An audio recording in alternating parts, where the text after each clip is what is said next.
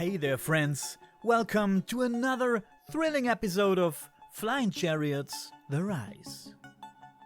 Today's guest, George Lunsford, is a man of many talents and fascinating ventures.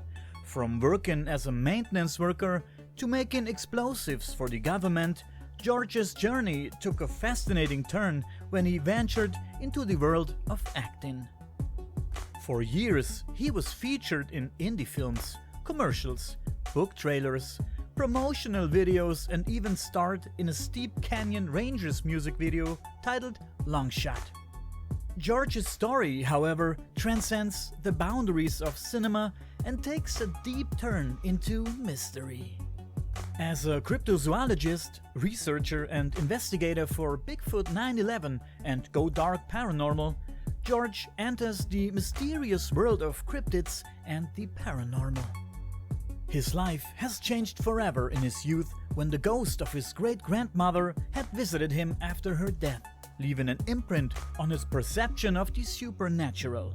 From encounters with ghosts at a haunted school to a near-death experience that gave him insight into the afterlife, George's journey is one of deep mystery and uncharted territory. He witnessed the unexplainable in the Bermuda Triangle, encountered a UFO in the middle of the ocean, and conducted extensive research into paranormal phenomena, cryptids, and Bigfoot. George's life is a testimony to the mysterious wonders that exist beyond the veil of our understanding. So join us as we unravel the unusual life and experiences of George Lunsford, a man whose journey has taken him from the mundane to the mystical and whose passion for the obscure has shaped his entire life.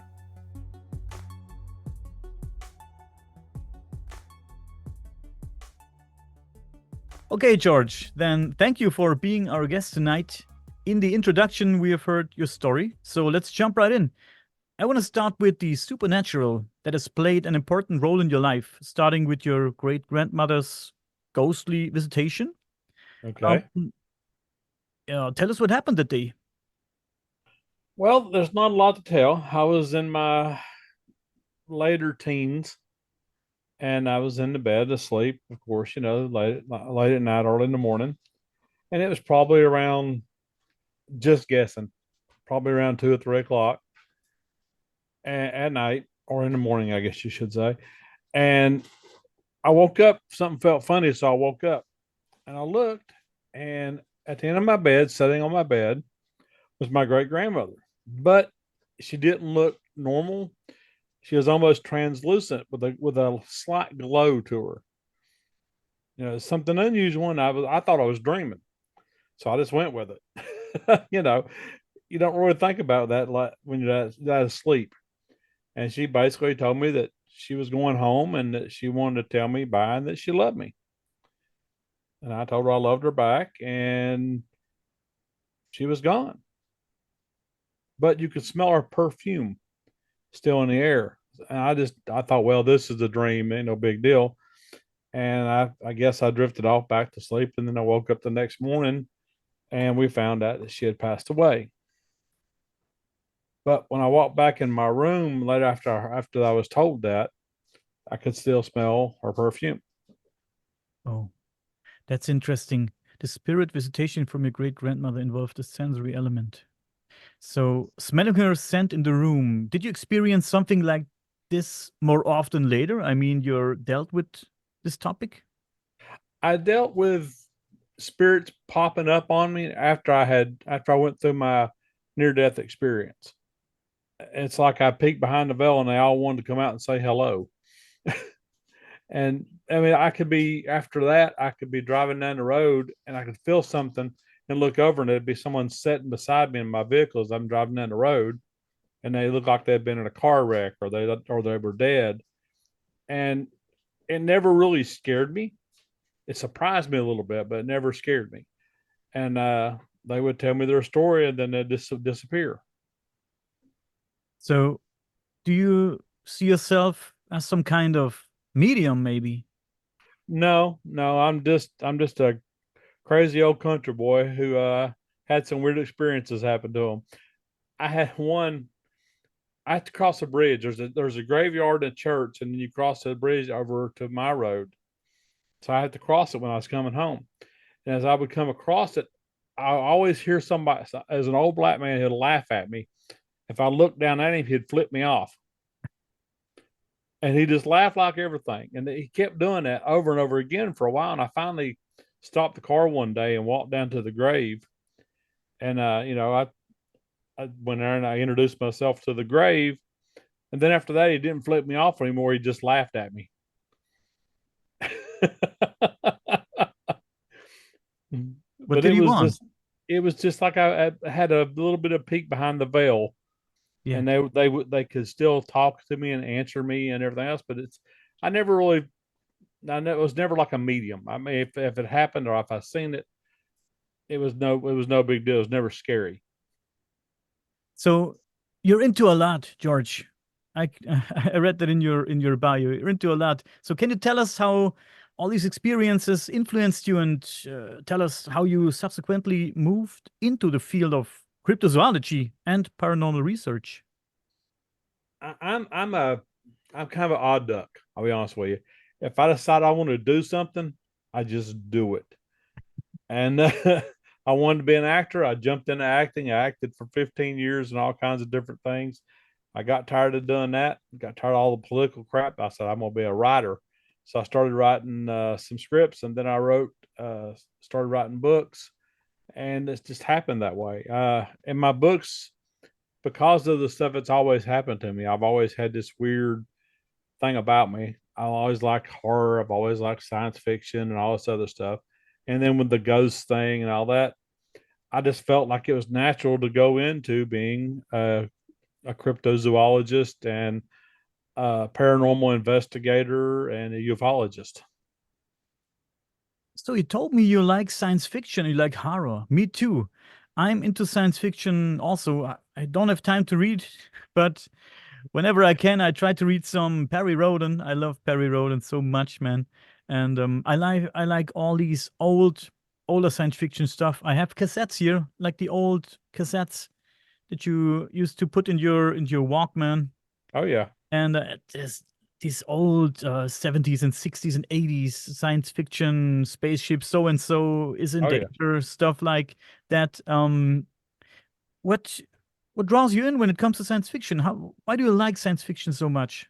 I like the older science fiction better because they had better storylines and better character setup. The new ones don't quite have it like the old ones did. I mean, I read Arthur C. Clarke, I read Lynn Carter, I read uh, all the Orson Welles. I read all kinds of these different books from all these really great writers, C.S. Lewis and J.R.R. Tolkien and all these guys, and they're such amazing writers, especially like Arthur C. Clarke. He's more the science fiction than science fantasy by a long shot, Yeah. and it just pulled me in. Knowing that there could be something else smarter than we are, which after you look at the world today, you'd feel that can't be too hard.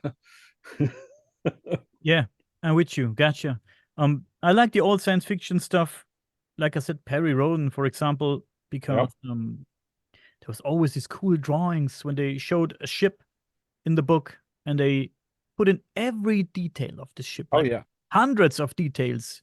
And that was so exciting to see and look at everything and read what it says and you were thinking, man, this could be real. This could be a real fucking spaceship. It's so Oh yeah. awesome. And how they described everything, and it drew me in, and I was there. I was right in the story. That was so cool.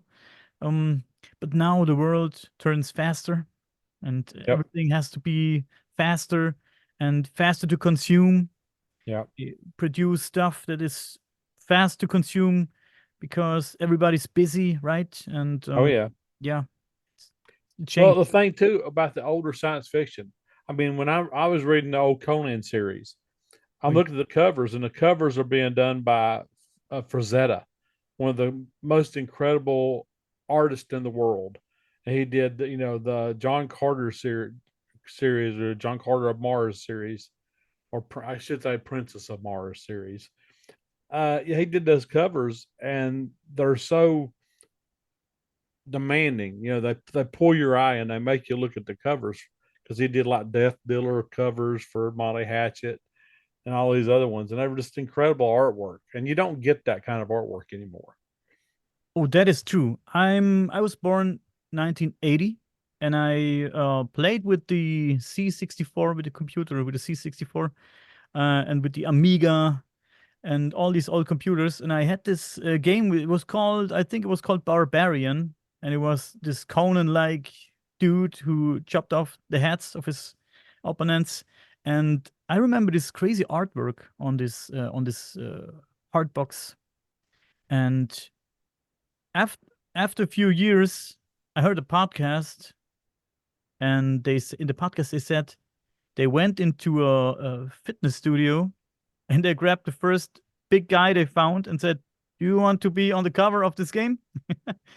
And he said, "Yeah, I'm down." And I think they gave him a few bucks, and they had this model, this woman with them, and yeah, so that's how they created the picture Oh, for that's the cool. barbarian game. Interesting.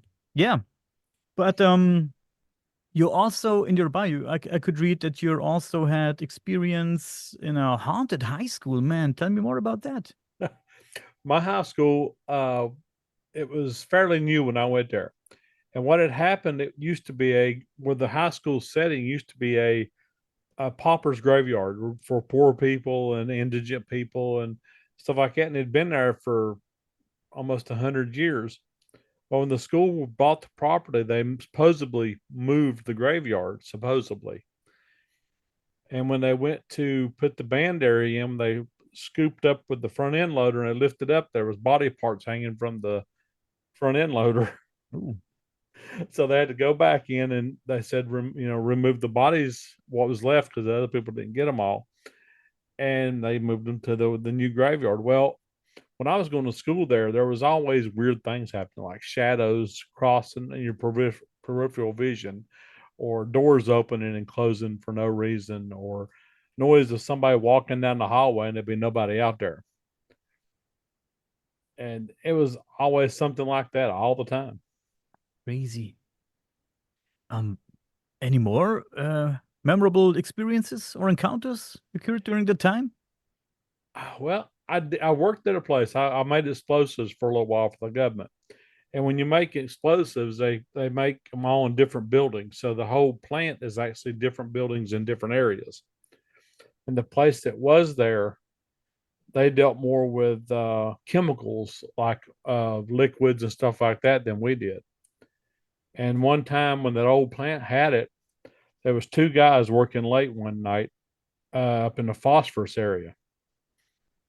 And when they get done, you're supposed to clean the vats out, the phosphorus vats out, and you can't use anything that will spark because once phosphorus catches on fire, it has to burn out. You can't put it out, and it burns really, really hot.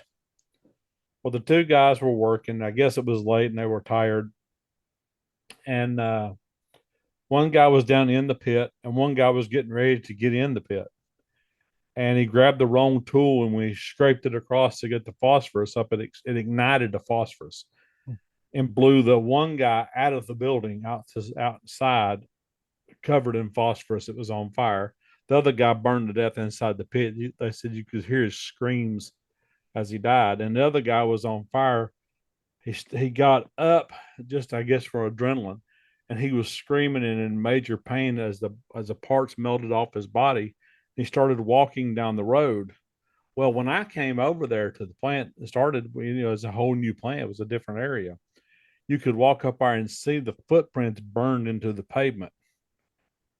And once a year, every year, if you was working at night, which we didn't do a lot of, but every now and then we had to, you could hear the most, excuse my language, but god awful screaming of pain you've ever heard in your life. And you could look up where that was, you'd see a like a ball of fire moving down that road, and it would only move like where the guy walked within 10 spaces of the building. And it was set there for a minute, and all of a sudden it would blink out and disappear. And that'd be it for another year. Damn. Imagine burning to death like that. It's crazy, man. Oh yeah, because it's so intense and such a hot fire. I mean, you're talking hot enough to make your skin and your muscles melt off your bones. Yeah. And I think it's a fire that you can't kill, right? Right, right. You know, you can. The only way you can put phosphorus out is to suffocate it, Yeah. and you have to watch even using sand on it because it'll fuse the sand and make glass. These guys burned and they knew that nobody can kill the fire. Right. Well, they wouldn't. They didn't last long enough to worry about it because nobody could even got to them in time. Damn. It was But pretty bad. speaking about burning people, you worked for the government and you made explosives. Tell me I more did. about that. Sounds interesting. I made.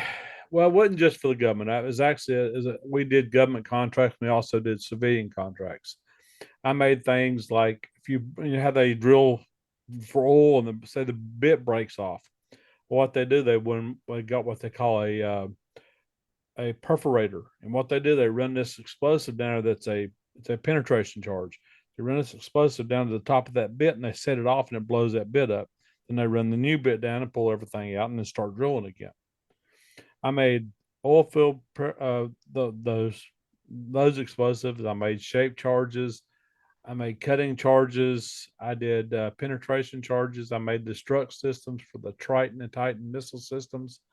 I made blowout panels for the shuttle, just different things. And then I moved from being a one who made the explosives to being an inspector.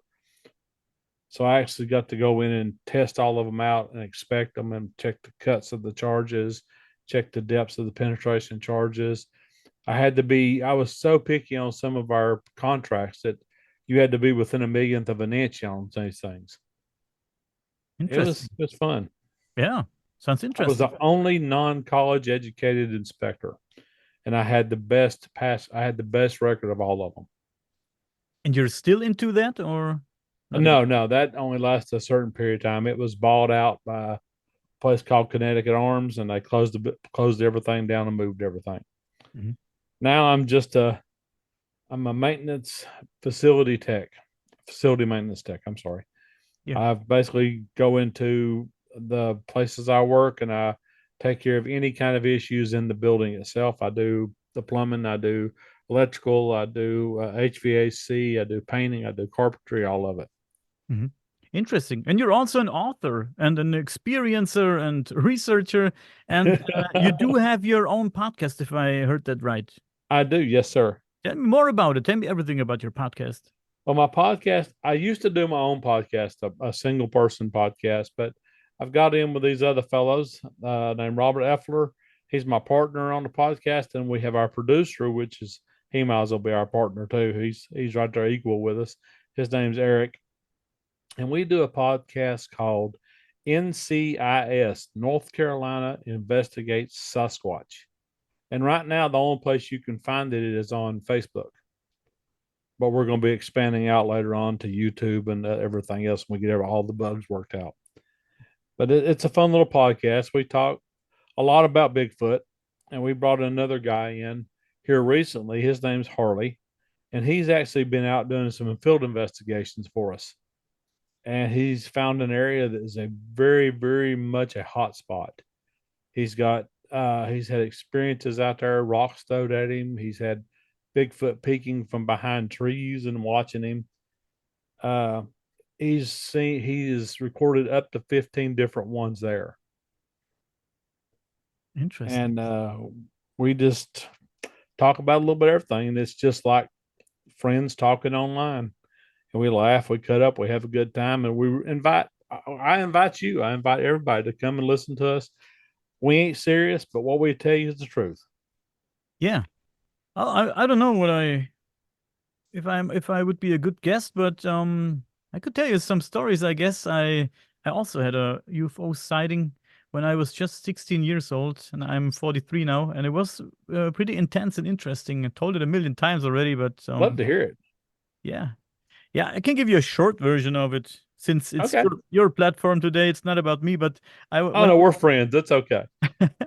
when I was 16, I was with two friends, and long story short, we saw this triangle-shaped UFO in the sky. And back then, 1996, we didn't have a cell phone or a computer. At least I didn't have stuff like that, and my friends also. And we didn't know about UFOs or alien stuff and all these things. And yeah, like I said, it was a triangle-shaped UFO in the sky and a light in the middle. I think today they would call it TR3B or something like that. Yeah. Um, yeah, triangle. It was dark. I don't know if it was black or blue or it was just silver. I couldn't tell because it was nighttime. It was at night. It was a very Right. clear night. And it stood there and didn't move at all. Didn't move an inch. And my buddy said, "Hey, look up. What's that? What's that?" And I said, "Where? Where?" Took me a second to see it. And then I found it and said, "Whoa, what's that? That's not a helicopter and that's not a plane. This is crazy, man." And back then we didn't know about drones. I don't think it was a drone. It had made no sound. Um, Nothing. And suddenly it moved. Like shoo, in within a second, it moved. I don't know the length of 3 football fields or something like that. And Wow. and it stopped immediately. Bam! It stopped. So if anybody was inside, he's mushed. So um, we thought, Ooh. "Oh, this is crazy," and then we started to a little bit frightened after we saw that, and then we just stared at the sky, and then he moved again, and he made a Z shape or something like that. Choo, choo, choo. Also, within a second, it moved Wow. so damn fast, and then it stood there again, not moving at all, and we ran inside the house, shut the door, shut the windows, shut everything, and we didn't even peek out the window, nothing, and we haven't talked about it for a long time after that. I'm not sure what the other guys now think about it, but we haven't talked a long time about it. Yeah, it was a crazy experience back then, and it's with me ever since. Maybe it's the reason I started my projects. I don't know. Hey, that's Very- cool. That's a cool experience. yeah. It really is. Haven't seen anything serious since then. Um, I I saw things in the sky like everybody of us does from now and then. We all see things in the night sky and we think, what was that? But nothing like that. I have seen nothing else like that anymore. Hmm. Well, it had to be pretty close for you to be able to see that much detail in it. Yeah, it was. Yeah, whether it was very big or it was very close, I'm not sure. I'm not sure. But um, in your biography, I saw that you mentioned encounters in the Bermuda Triangle and a UFO sighting in the middle of the ocean. Could you share more details about this experience, please? Well, the Bermuda Triangle was we found. I've been through it a million times. Nothing, no big deal. And one time we found a F-14 tail fin that was almost pristine, but apparently the aircraft had disappeared years before we found it. I thought that was kind of odd. But one time we was out, it was beautiful. I was on aft lookout. I spent a lot of time on aft lookout now that I think back in it, my military days. And it was in the 80s. I don't remember exactly what year it was because it all run together after a while. I'm old. I'm not 56 right now, so we were out there, and the water was just as smooth as glass. It was a beautiful, beautiful day. And the forward lookout hollers at me. He said, "Look up the side of the ship and tell me what this is." So I walk over to the edge. I look up there, and there's a dot way up on the horizon in front of the ship. The horizon's 10 miles, so it's about 10 miles away. And it was a gray dot. I said, "I don't have a clue what that is." I said, "Just keep an eye on it. We'll see what it is when we get up there." And the closer we got, the bigger it got, more it spread out. When we got within probably 5 miles of it, it was all the way to the horizon, all the way to the water. And as far as you could see on both sides of the ship, it was just a gray fog wall, which a fog in the ocean is nothing unusual. It's happens a lot. So you didn't really think anything about it. But as the ship went into the fog wall, our electronics went crazy and went out. It stopped working. No matter what it was, it just stopped working. and the compasses was spinning just as fast as they could spin around. And we went into this fog. We had enough inertia going forward to where we just kept going. And as it come out the other side, everything come back on as if nothing had changed from when we first went into it. Everything, the compasses stopped spinning, all the electronics kicked back on, and as you're in the fog, your skin felt like it was being charged with electricity. The hair stood up, and it was just really strange feeling when you went through. We come out the other side, and the water was choppy. The sky was grayish, and I was back on the aft, so I looked behind the ship, and it was gone. There was no fog anymore. It had disappeared. Crazy. Um, I hear all this stuff about how the mystery of the Bermuda Triangle is solved and stuff like that. I'm not sure about it, man. I so many stories about it still. Who knows? But maybe I missed it. You've been there with the army or with the navy or Navy. I was in a Navy. oh yeah. Okay.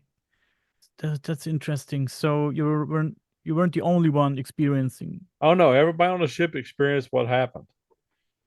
And what did these people share their opinions on what it might be or We just figured it was some kind of magnetic anomaly, which I never could say it properly. Anomaly, yeah, something yeah, like magnetic anomaly, but yeah, my problems too. I'm German, man. Sometimes that. it's not I'm easy. I'm an old country boy, so I don't talk as well as most people do. We're good. But yeah, a magnetic anomaly, but why and how? It's interesting still. Nobody knows. No, nobody had a clue what made it do it or what. But you know, back then in the '80s, when something happened, nobody ever talked about it again. Once it happened, it's okay. Well, it's done. You know, Yeah. we were all just young kids, so it's like, yeah, oh well, what's next? Yeah. You know, short attention span. Yeah. Why break But your head over something you can't explain, right? yeah, nobody even worried about it. Well, you was talking about me seeing the UFO in the middle of the ocean. We were on a NATO, and we were crossing the ocean, headed over to was we I think Canary Islands. And as we was headed over, our ships lined up in a line as they travel. And I was on aft look at it again. It was 2 or 3 o'clock in the morning, like usual. And the forward lookout reported seeing lights off of our port side. Well, the radar had nothing on radar, nothing on sonar, nothing on radar. There was nothing supposed to be anywhere around us. I look, pick the binoculars up. I'm watching this light, and it's just a line of lights. That's all you can see. And I'm thinking, that's got to be a submarine con tower because that's the way their lights are. But I got to looking, and it wasn't touching the water. And the more I watched it, I could see it. It started moving side to side just slightly, and then keeping pace with the ship, almost like it was looking for something. And we watched the lights. I watched them for a good 5 minutes, and everybody else had quit paying attention to them because a big deal is lights on the horizon. Then that thing lit up real bright and shot straight up in the air and disappeared. Wow. And the guy on the forward look at it said, Did that thing just light up? I said, yeah. He said, where'd it go? I said, straight up. He said, oh, you're full of crap. And quit paying attention to it. Because they all thought it was they've all thought it was a submarine too and went back underwater. But no, it shot straight, I mean, just as straight up in the air as you could possibly believe. And of course, I'm 19 years old. I didn't think UFO. I just thought, that was weird. Went back to watching the ocean. I had cheese balls and Mountain Dew. I was good to go. I wasn't worry about it. So these magnetic anomalies might explain why planes crash in the water. It might explain why ships sink, maybe. But how do you explain seeing stuff like that?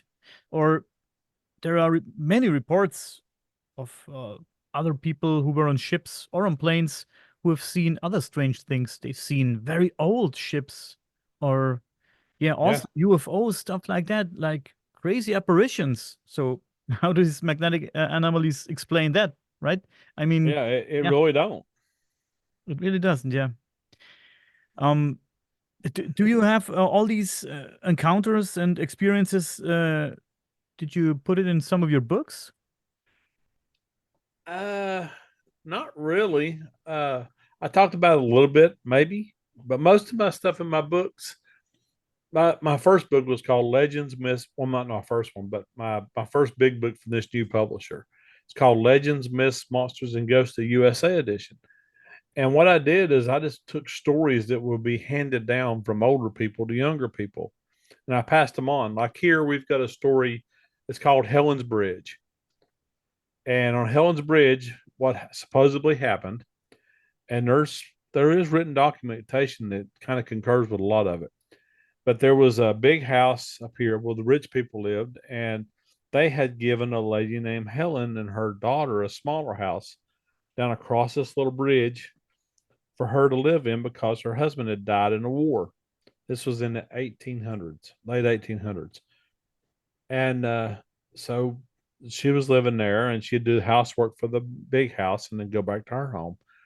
Well, she was there one day and she was doing making supper and or cooking food on the stove, and the little girl was upstairs and she stepped outside to hang laundry up.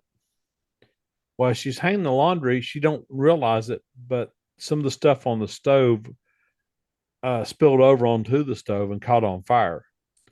And before she realized that the house was just filled with fire and smoke, and she tried to get in to save her daughter and she couldn't. And the people from the other house come running down, was trying to help her, and they called the fire department and they showed up. And she looked up, and at the window she could see her daughter standing there. And then the last thing she seen was her daughter put her hand on the window like that, and you seen her hand go down the window and disappear.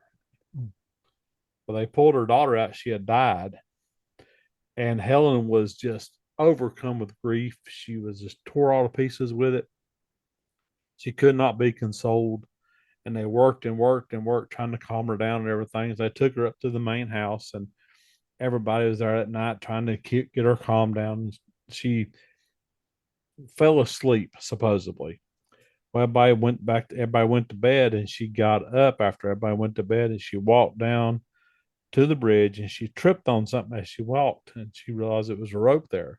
So she picked this rope up and she laid it on the bridge, and she walked over to the remains of her house, and she just started screaming and crying as she was just really overwhelmed again, reliving it all in her mind. And she walked over, she tied the rope off on the bridge, tied it around her neck, and jumped off the side and hung herself. Damn. And now it's haunted. The spirit of Helen and her daughter both haunt that area. And her daughter is said to show up in the form of a fireball in the sky, up in the air. There's orbs up there. There's a full body apparition sightings up there. Everything. That's the kind of stuff I pass down in my book. It's got everything from UFOs in it. It's got ghosts in it. It's got cryptid creatures like Bigfoot and Mothman and the Jersey Devil, and all these different stories are in that book. It's 590 pages of this, all these stories from all over the United States, and five of the Indian 590 tribes. pages. 590 pages. Yes, sir. Oh, yeah. You could kill a deer with that. Damn. So, And my other book is called Legends. Monsters of the World. And this might interest some of your listeners and stuff because there's 104 monsters from all over the world.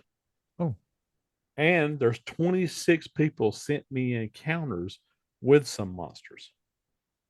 eh, also from Germany?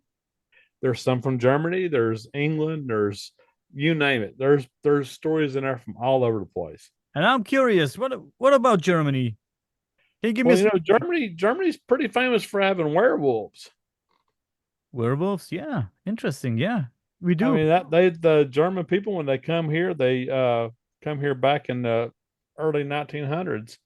They brought stories of werewolves and stuff with them.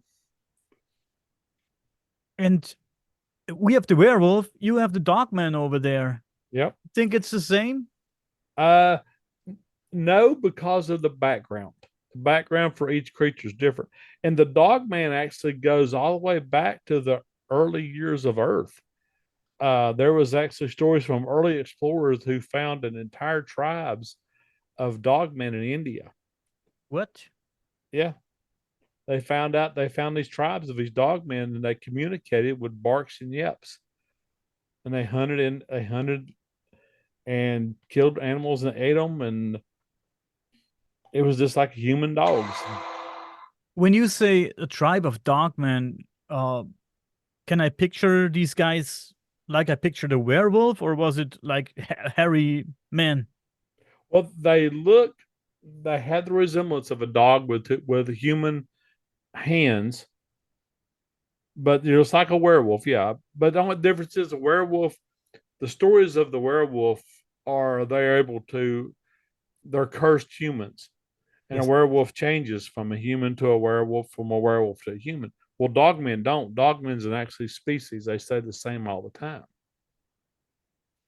But they have these dog-like faces already and Yeah, everything. Oh, that's crazy, man. body covered with hair. Their feet are still like a dog's foot, except bigger. I've seen tracks from dogmen that are as big as 8 to 10 inches long, Yeah.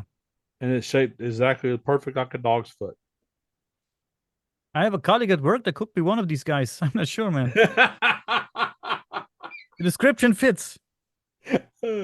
And I don't want to be rude, but they're kind of like the buttholes of the forest. They're known to have a grumpy attitude to them. Yeah. Oh, There's been reports of attacks, basically ripping humans to shreds, oh. and Um, the government people seem to cover them up and say it was a dog attack or a bear attack. But what they put across is not what the evidence shows. I was about going into that since you mentioned it now. I watched this video from Linda Moulton Howe. I'm sure you're familiar with her or have heard of her. I've heard Linda the name, Moulton Howe, yes. of course.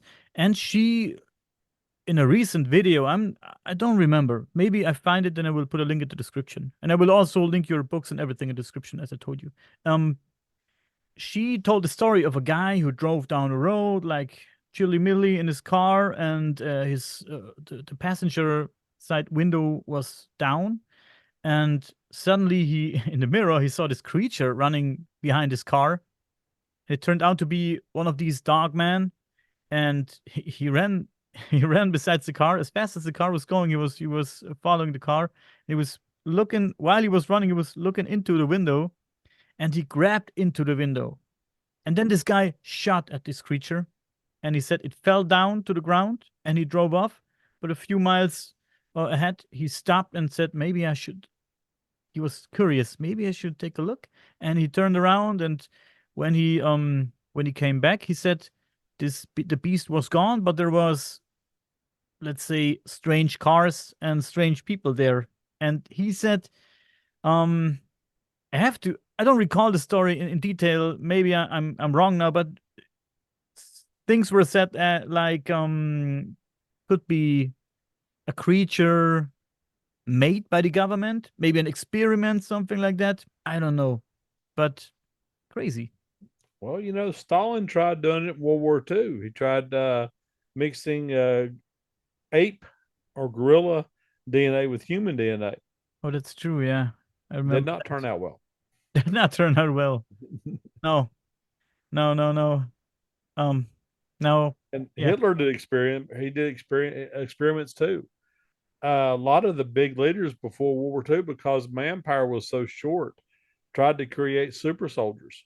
America did it. They tried to create super soldiers, but they didn't try to mix DNA. They tried other ridiculous ways to do it, and found out that none of those things work. No, none of the things work. Not too long ago, I had a podcast for my other project, and we were talking about black goo. Have you heard of black goo? Does it ring a bell? Mm, it does, but don't. I don't know It's anything a about it. I've heard it talked about, but I don't really know anything about it. it's a let's say hypothetical. substance that's intelligent. And some people say there are experiments with something like that with black goo. It's like it's an intelligent mass, like the Blob was the movie Blob. I'm sure you're familiar with the Oh, I movie. love that movie. Yeah. Yeah, I love it too, the old one. Oh yeah. Yeah, he ate everything. Yeah, them cars, everything, people, and yeah, the black goo might be something like that if it exists, and it's intelligent, and it can uh it can be everything it wants. It can transform into a car, or could be could be a UFO and its own pilot at the same time, and it's intelligent, and you can use it for so many things. And some theories say you can also inject it into people and make them superhuman with superpowers, and um it heals the people from inside and stuff like that. Yeah, talking about superhuman beings. It's That sounds like an alien situation. sounds like an alien situation. Of course, these are uh let's say urban legends or Oh yeah. conspiracies, but who knows what's in all these laboratories? We don't know, man, what they're working on. Not too long ago, I heard that China created this chimera from two species of monkeys, and yeah, we don't know, Wow. man. We don't know what No, we don't have a clue what's going on with the governments. they said. Oh, they all died. Only one was born alive, and it lived only for a few days. But if they give you that, you don't know what still exists that they don't tell you. Maybe we have Well, a, I don't know, flying gorilla already somewhere in a cage. well, you got scientists right now that are getting ready to start bringing back, uh, like the Tasmanian tiger. They're going to bring back the mammoths. They've already started the DNA workup on these. They've already started the process of cloning these creatures to produce them I and love put them that. back in habitation. I love that. I'm not sure if a species goes extinct. Maybe there's a reason for it, but sometimes the reason is humans. And Well, so that's what they said. They said that they interviewed the guy and they said, "Why do you want to do this? This is not natural." He said, "Look, humans caused the destruction of the Tasmanian tiger, so we're just trying to set things right. We're trying to balance out what nature, couldn't do. We're trying to do it." And they said that the woolly mammoth, if they bring it back, that it could actually adapt to areas that a regular elephant couldn't adapt to, and it would actually bring back those ecosystems back into balance. Now, I don't know about all that. I've seen some videos that you got to know nature's going to make up its own anyway. I watched this video. It was the most amazing video I've ever seen, and it was about bears in this up in way up in Russia, and it was a real cold area. It was a small little mining town. There wasn't but like I think 100 people there, and these bear. It was so wild. It showed the bear that was on a security camera that had been set up, and this one bear come in on its belly, and it slid in the snow above the town, and it was watching the town people, watching what they were doing, and when everybody got off the street, this bear slid back down this little hill, and all of a sudden, here he come running down this little road that feeds into the town, and there was like 15 other bear with him, and it showed from the security camera because you could see the whole town from the security camera. The bears ripped down the doors and killed everyone in that town. whoa, Didn't eat them; they just killed everybody. Then the bears left. I, I didn't expect that when you when the story started. I already thought it meant what sneaky little bastard stealing cake or Yeah, something like that. But it was it was weird. you no, know, so it was a bear gang actually. it's like they were packing like wolves. But why? did they kill everybody? So you said these guys already went home and were inside their houses, so they Yeah, and tear it's down the doors and fucked everyone up. But what the fuck? yeah, it was the strangest video I've ever seen, but it was all from a security camera. I don't know, And man. I've never been able to find the video again. I don't know if they took it down and got rid of it or what, but I've looked everywhere for that and I can't find it again. But it was the strangest video I've ever seen in my life. Maybe it was not natural. Maybe there was some kind of remote control or something like that. You don't know. It may have been some kind of government experience or something. I don't know. It was just I've never seen bears spy on people and then go back and come back in a pack and attack. We laugh about it, but I'm sure that maybe not that, but strange things are in the making, man. And I'm really sure that they experiment on some really crazy stuff. Oh, I wouldn't be surprised. I wouldn't be surprised too. Um, you worked for the Navy. So when did you work for the Navy? I was in the Navy from 1985 to 1989. 85 to 89. So pretty long time. Um, have you heard while you're on duty for these all these years, have you heard rumors? I mean, about UFOs, alien bodies, military bases with stuff like that.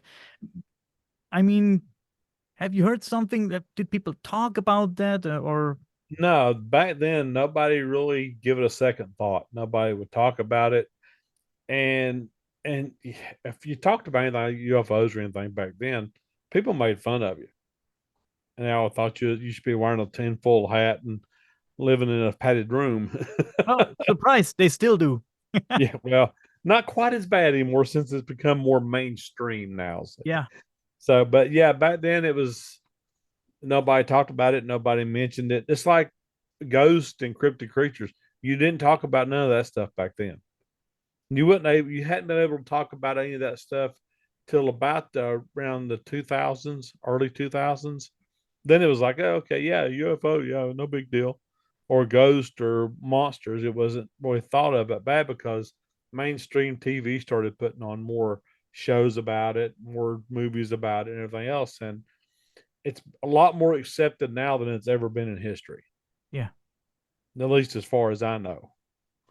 So you didn't have the new guy on board who said, "Oh, my uncle used to work for Area 51 actually, and he saw this crazy shit there." No. It was, Nah, nobody talked about anything like that. Usually, is where we're going to get a beer.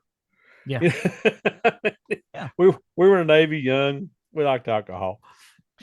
So not too a few minutes ago you mentioned orbs, and I find orbs pretty interesting. I Okay. don't let's clear the area. I'm very skeptic when it comes to all this stuff, but I believe everything is possible, right? And orbs, I hear orbs um at the same time when people talk about, for example, Bigfoot. They see a Bigfoot and they see orbs, and they see a UFO and they see orbs and the Bigfoot. And sometimes people talk about blue, red, and yellow orbs. I don't know what these colors might mean. Maybe you know about it or have an idea. But some people see an orb and suddenly there's a Bigfoot, and there's Bigfoot traces, and suddenly Yeah, these Bigfoot traces stop, and then they see the orb again. So have you heard stories about orbs and Bigfoots and UFOs at the same time? I have. I personally, now this is just my thoughts, but from my experience and what I've researched and this, I don't think there's any correlation between the orbs, the UFOs, and the Bigfoot. I personally don't think there is. Oh, Now there might be no, there is no such thing as an expert on UFOs, ghosts, or cryptid creatures. There's no expert out there. Nobody can say, "Well, I know all there is to know," because no, they don't. Uh, Orbs usually are representative of dead spirits or spirits moving around and checking things out. I don't doubt that there's probably some been around the Bigfoot, and I'm sure I figure if the UFOs are looking at Bigfoot, they probably figure, well, the rest of us aren't really worth wasting our time for. Bigfoot's more interesting. We're a lost cause. At least Bigfoot's got some kind of, but every orb that I've seen a few in person. Uh, Usually, when you get around the orb or something, you can feel an electrical charge in the air. You can smell electrical charge. You can Oh, smell really? Oh, that's yeah, the smell interesting. of it. And they move they move real casual. Everyone I've ever seen, there's not been any of the orbs that shot across the where they just kind of wander through and stop and move over here and they'll stop over here. And but I've never had an issue with any of the orbs I've seen in person. They've never they never give me a feeling of fear or hesitation. But you do think there's something special. They're not just, I don't know, dust on the Well, camera now some lamp. of the videos you got to watch because when you dust particles can pick up light and look like an orb on a video, but so you got to be kind of skeptical of a lot of the videos of orbs. But if you're seeing them in person, it's a totally different situation. I heard, I didn't see it myself, but I heard that some of these orbs, they act kind of intelligent. Yeah, So they move in a certain kind of way, and um, it doesn't seem like dust struggling in the wind, something like that. So they really do move, yeah, intelligent. That's yeah. interesting. It's very interesting. Makes you wonder what it is. I've seen them. I actually had I was in a certain area, like when I was up at Helen's Bridge. I actually had an orb come up to me, stop within 2 foot of me, and just sat there. And it would change colors. It would go from blue to green to a purplish and back to blue, and it would just the colors would rotate on it, and then it would move. It would move all the way around me, and it would come back in front, stop.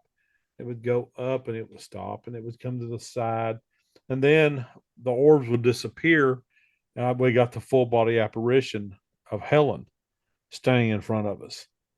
And don't ever make fun of a ghost because they don't like it. If you make fun of the ghost, they get mad. They have tendency to want to get you. Oh yeah.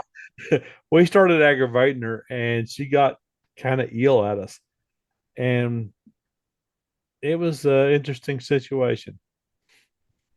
So, but no crazy connection between Bigfoot and orbs when it in your. Not that I've seen.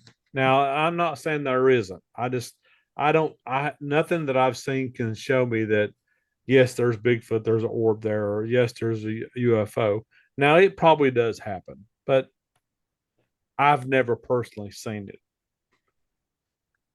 Do you have um a lot of UFO sightings in your area where you live? We have some, not a lot, or that, or people just not talking about them. Now, if you go down towards the coast, down towards the where the ocean is, and all that, there seems to be more down in that area than there is here, or around military bases. There's always tons and tons of sightings around military bases. Makes you wonder why. Do you have an opinion on that?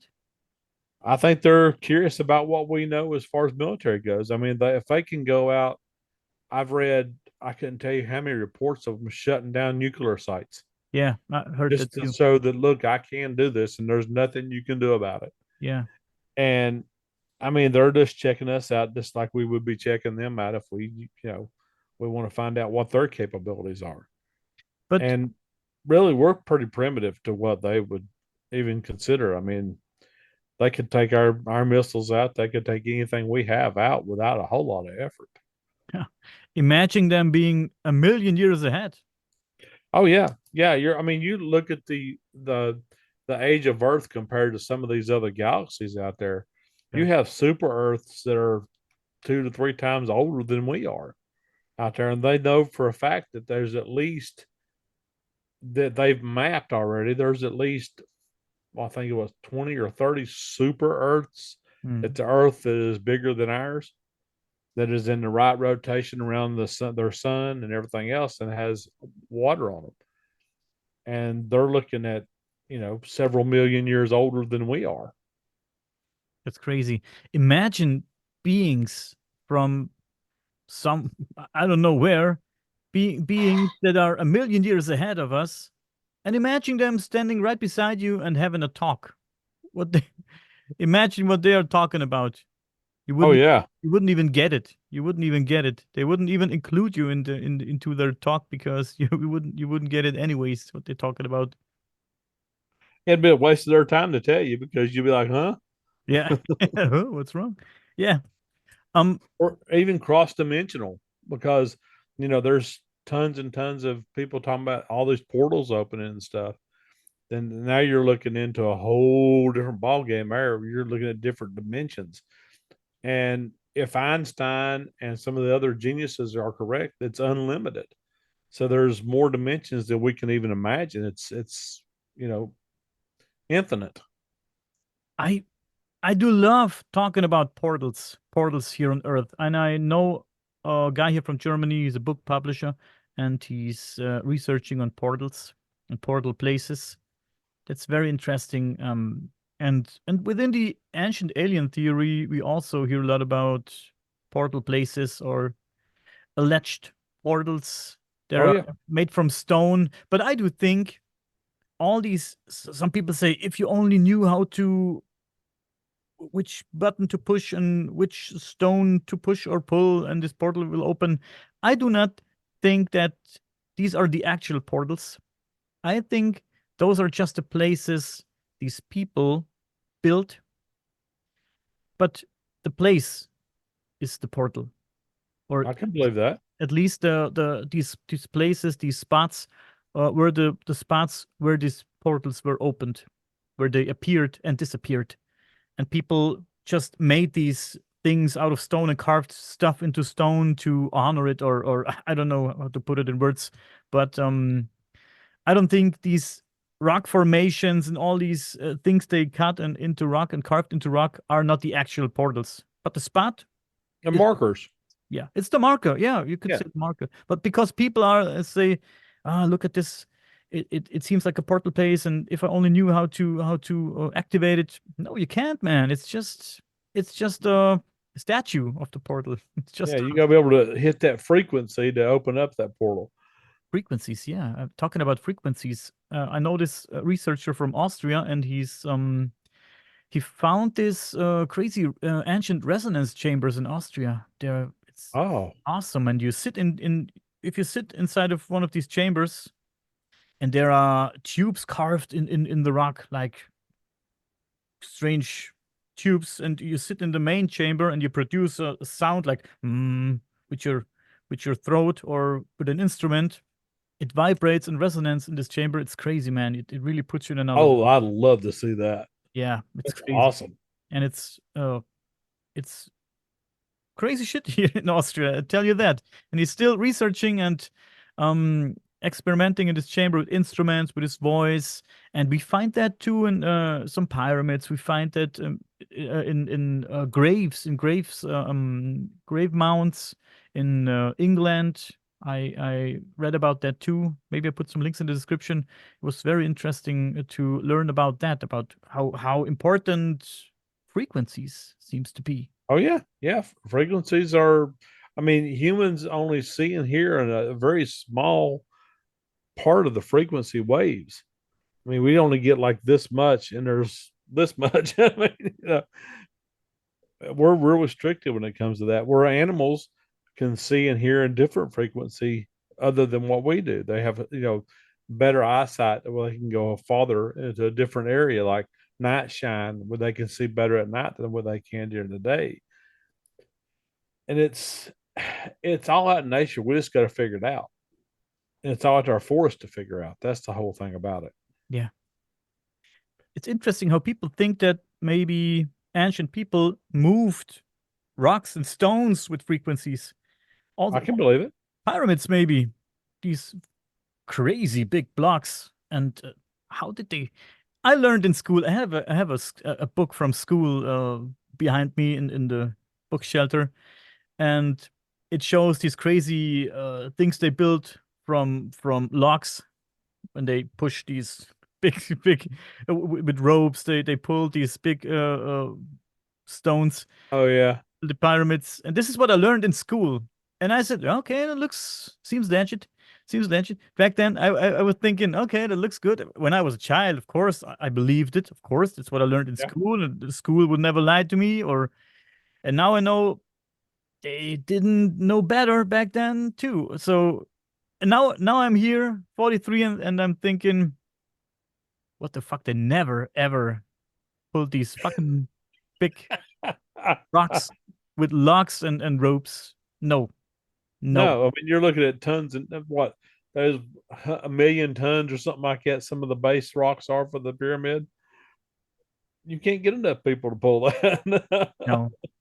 I mean, you could pull it maybe a few meters or a few hundred yards. I don't know. You could do it on a even surface, maybe. Yeah. I'm sure about that, but no, not you couldn't build a pyramid by that. No, I'm not down with the theory.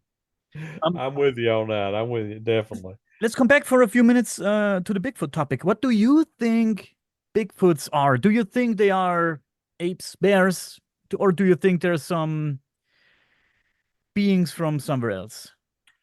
My personal belief, I believe they're a split off from the giants. You know, you had giants back in the old days. It's mentioned in every religious text. There's talk of giants, and we know that there's giant. Hell, there's giants these days. Any human being over 7 foot tall is considered giant.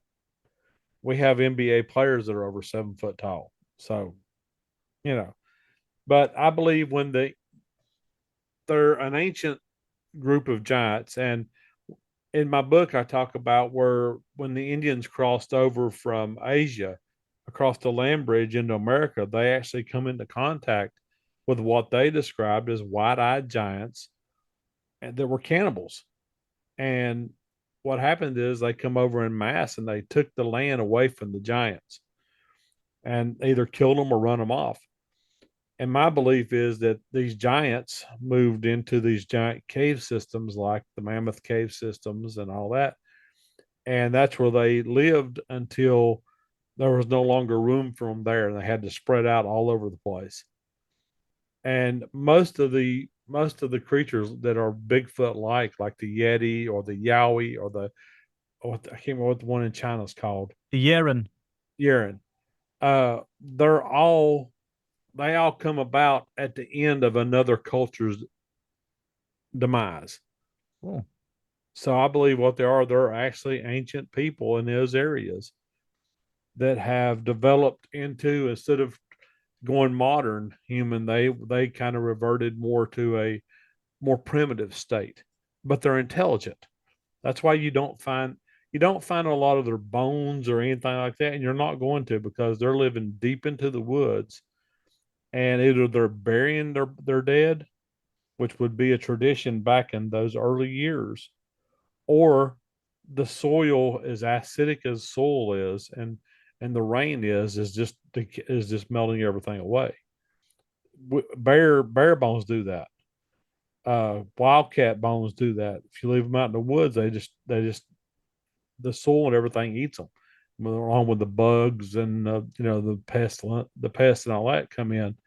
There won't be nothing left, not even bones. the bones disappear? Yeah, they'll decay and they'll rot and they'll just disappear after a while, even if you don't bury them. Most times, if you bury something, it lasts longer than if you leave it on the surface. Because if you leave it on the surface, you have to deal with the insects and the parasites and the weather and all that stuff. I'm not familiar with this kind of stuff. So you're telling me a fact right there. These bones disappear. Yeah, scientifically, anything left in the woods, because the soil is so acidic, because all the minerals and all that stuff that's in the soil, especially when the deep woods, like when you're up in, say, the mountains here in North Carolina. We have the oldest mountain system in the United States. It's called the Appalachians. With the acid from the trees and the tree saps and everything else, bones don't last a long time on the surface anywhere. I mean, I've seen bare bones, the decayed bare bones that wouldn't hurt anything left. And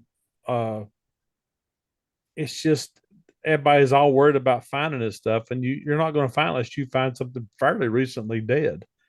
And if they buried their dead, like would have been their tradition to do, you're not going to find it anyway. How quick are we talking about? Do these bones disappear? But It depends on the area. You have to look at everything from humidity to the soil to the trees around. Even the trees around can cause different decay rates of bones and skin. let's say in the best conditions, a year, Best conditions are probably a year. a year. So if there's some kind of Bigfoot out there, I think, and that goes for most of the cryptids, that's my opinion, there must be a lot. So you should find some bones, I think, now and then. Well, you figure like here and around where I live at, and there's two of our natural national parks we have right here close to me. Now we have more than two, but just two of them, there's over 1 million acres. Okay, that's big. So if these creatures are staying back away from people, and I mean, you're talking areas where nobody goes, nobody even hunts them because they're so far back in the woods. You're never going to find anything if you're not there.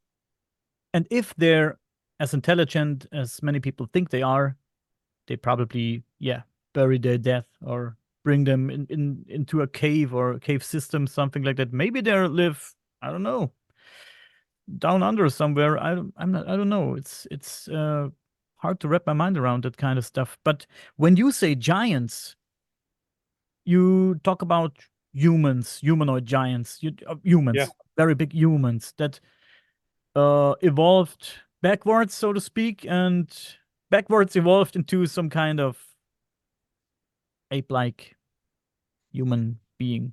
right. They stayed in their more primitive form than what they would have if they'd have been accepted into modern human areas. Now some did. I mean, you had Goliath was it was he lived in Palestine in the Palestinian area, Palestine, Mhm. and him and his brothers were all 7 to 8 foot tall, and that's when David took him out with a rock.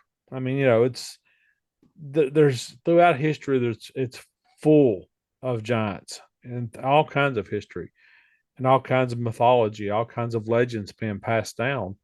They talk about giants a lot. Yeah, Well, even there in the Black Forest, there's rumors of giants being near the Black Forest.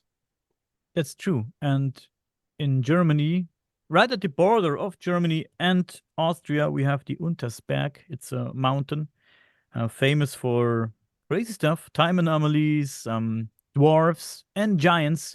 The Mm-hmm. old people claim to have seen giants there, like when they were just kids, or they say my grandparents have seen giants there and dwarfs, and they're pretty serious about their stories. Oh, very. Yeah, Yeah. they're very serious, and they say, yeah, there was giants on this mountain, man. We had giants there. We saw giants go in and out of caves, and modern people now it's hard to wrap our minds around, like I said, but these older people, man, they were dead serious when they talked about this stuff. And Oh, yeah. And you figure if people really want to question, oh, there's no such thing as giants. Well, that's when you just let them know, anything over 7 foot. Andre the Giant, the wrestler, was truly registered as a giant. yeah, He was 7 foot 6 or something like that, 7 foot 4. And look at him. I mean, he doesn't look like a regular person. And even the big players in NBA, if you look at them, the way their body shapes and their hands are that they look different than a regular average human being does. and also his face looked a little bit prehistoric. Let's Yeah. put it that And way. he actually did suffer from the gigantus disease, Yeah, which caused his body to other parts of his body, his internal organs especially, to grow faster than they should have yeah. and to get much larger than they should have. But I heard he was the nicest guy ever. Yeah, everything I've heard about him has been fantastic. I would love to have met him. I've met a lot of famous people, a lot of actors and wrestlers and all this other stuff, but he is one person I never got to meet. I would love to have met. Yeah, I'm sure he was a great guy. So that's interesting. Very interesting. All the stuff you're dealing with, man. Let's get into another story before we come to an end. I read that you, in your 20s, you had a near-death experience, and I think you talked about it when we started, um, with pneumonia, and Yeah.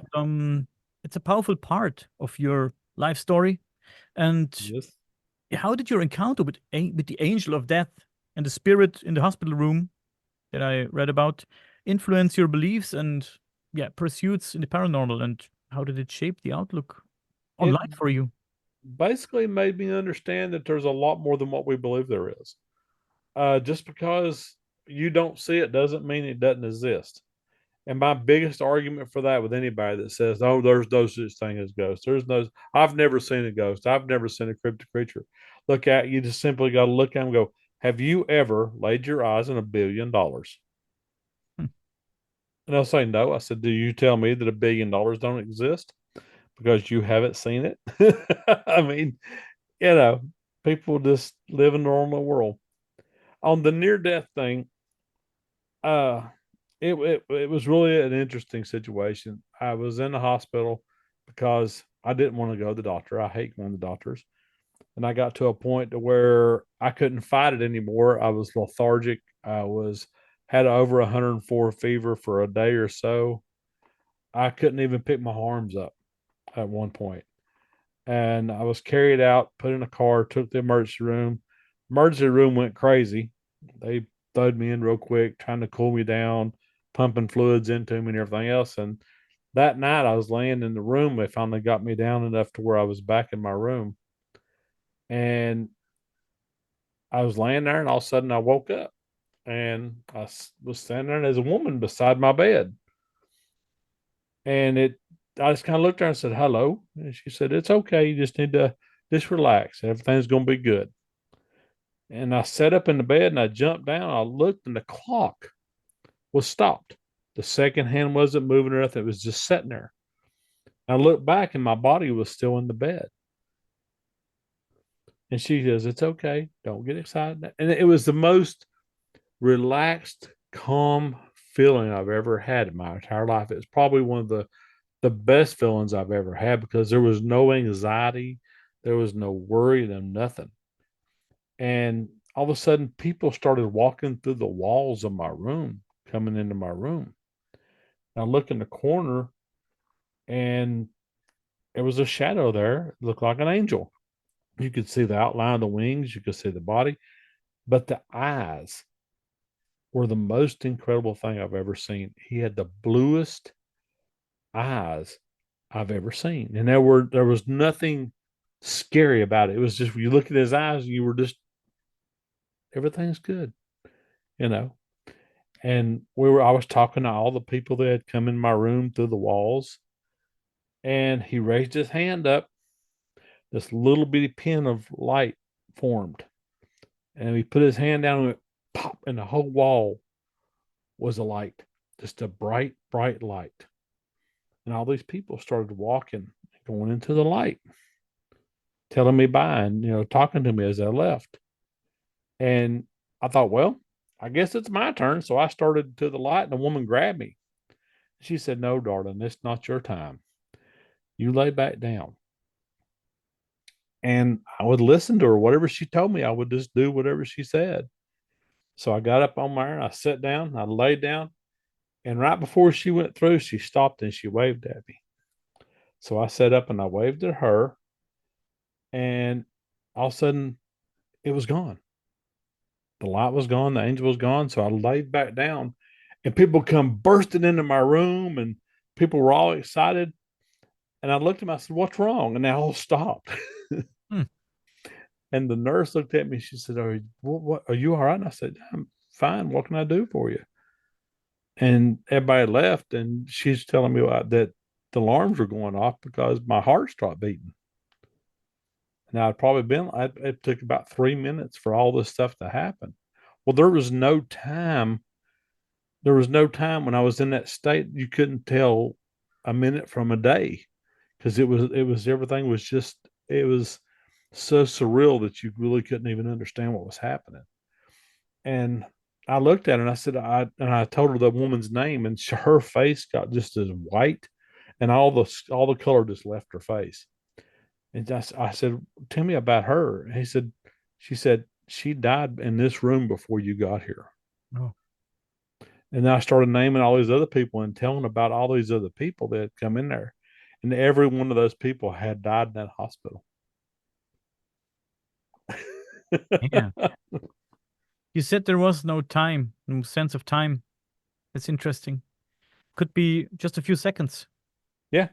I Or mean, could, it was really cool because, like I said, the feeling that you had was just this calm, relaxed, probably the most relaxed you've ever been with your eyes open, because there was no anxiety. Even looking at the angel, I wasn't scared. I wasn't anxious, but his eyes were just, he had those, I'll never forget the eyes. Every time I close my eyes, I still see a glimpse of him in my eyes every time I close them. hmm, And it was not a bad experience. Now, being sick was a bad experience. yeah, gotcha. Um, they say sleep is the cousin of death. You know that. And when you sleep and when you have a nice dream, sometimes there's also no sense of time. You you look at your clock and it's I don't know, 8 a.m. or something like that, and you fall asleep and you dream the whole Lord of the Rings trilogy, and when you wake up, it's 3 minutes past. Yeah, It's crazy sometimes yeah, what can happen in a dream. I don't know what where are you at when you dream? That's crazy, right? Where yeah, are you when you dream? You like I said, you can dream 6 movies in 3 minutes, and this is so crazy. Where I'm at when I'm dreaming. yeah. Well, there's a theory about that. There's a theory out there that says that when you're dreaming, you're actually seeing yourself in a different dimension. You're seeing the Yeah, person that is you in the other dimension. You're seeing stuff through their eyes. and that's interesting. They say some say that dreams. Well, not every dream. We have dreams where when we had a stressful day, we dream different Yeah, from the dreams we have when we are in a very relaxed sleep and state of mind. Um, some people say it could be a glimpse behind the curtain of reality, maybe into another dimension or a alternative reality. yeah, And I do believe that. I really do believe that. Sometimes you have dreams, and I had a dream like that, and then um, the neighbor was my brother. Everything was the same as in reality, but it felt normal, but it was different. Like they said, the neighbor was my brother, and the neighbor's wife was my wife, and my cousin was this and that, and it was all mixed, but it felt normal, like in a parallel universe or something like that. It was I believe you. I, strange. I I agree. Yeah. I really do. So many mysteries out there, so many mysteries within ourselves. And I do like talk about consciousness and where it's maybe where it's located. I, d- I don't think that our consciousness is bound to our body. It's somewhere else, man. And we are just a vessel. And Oh, I believe that. when this vessel dies, I'm still here, the same as I am now. But Now, there's a video out. I think it was a Swedish. They had put a person in this waiting area because the person was dying. So they put them in this area where they was waiting for him to pass away because there's nothing else they could do for him. And there was a security camera in there, and they actually videoed by accident the soul leaving the body or the consciousness leaving the body. I think I've seen that. And they say when people die, they lose a very tiny amount of weight also. I This believe it. it's crazy. The soul and the do you think soul and consciousness means the same or is the same? I think we're so limited in our understanding that for humans it is, yes. But I don't think in the greater picture that they're the same. It might be. I don't know. There's so many mysteries on stuff like that of what really happens and everything else that I only know what I experienced and what I've seen. in different areas. When I've talked to other people who have had, near death experiences, what they've talked about, and it all correlates. So I don't know. I don't know.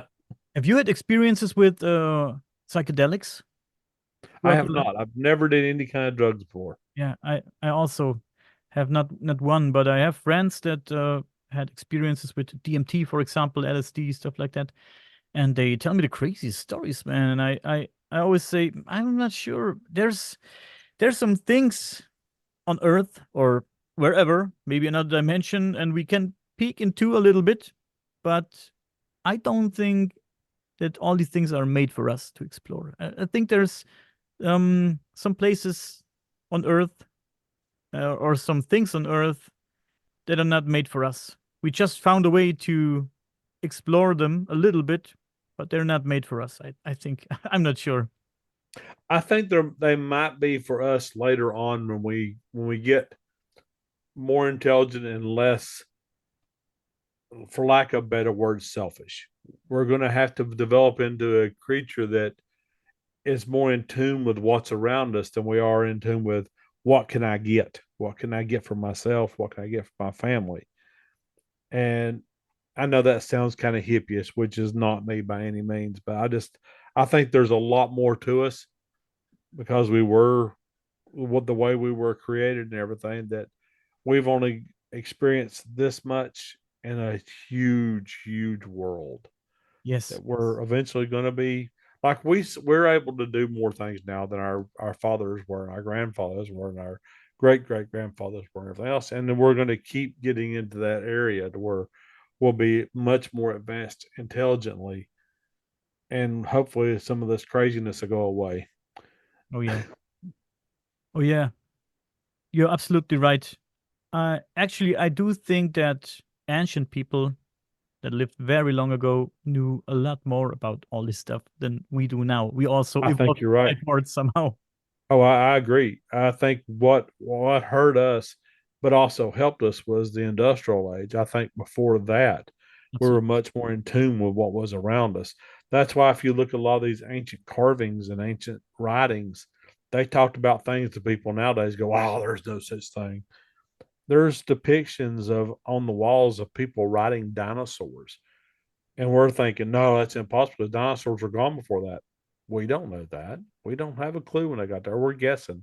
We're doing carbon dating, which is not the most accurate way to determine something. They've already proven that. Yeah. I also saw an article long ago where they presented some kind of vessel and it was some carvings or paintings on it. I'm not sure. And it was very, very old. And you could see dinosaurs together with people on this vessel. Mhm. And I was sitting there and like, what the fuck is that? Um, we, I mean, how long do we know about dinosaurs? 100 years plus? I'm not sure now exactly, but not too long. And Well, even the word dinosaur is new. The word dinosaur yeah, didn't even come around until like the 1920s. that's true. And there's a story about this couple, and they were, let's call it researchers, uh, long ago. Uh, 1890, I don't know, something like that. I'm not too sure about it. And they found dinosaur bones, and they brought parts of it back home into the house, and they were believers in God and the Bible, and they were very into God.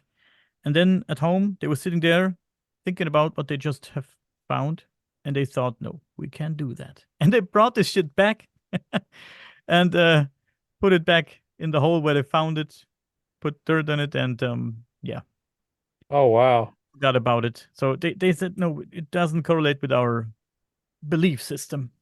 So we have to bring it back. It's we can't do that. Yeah. Humans. That's human. Well, that's why the aliens, when they drive by Earth, they roll their windows up. Yeah.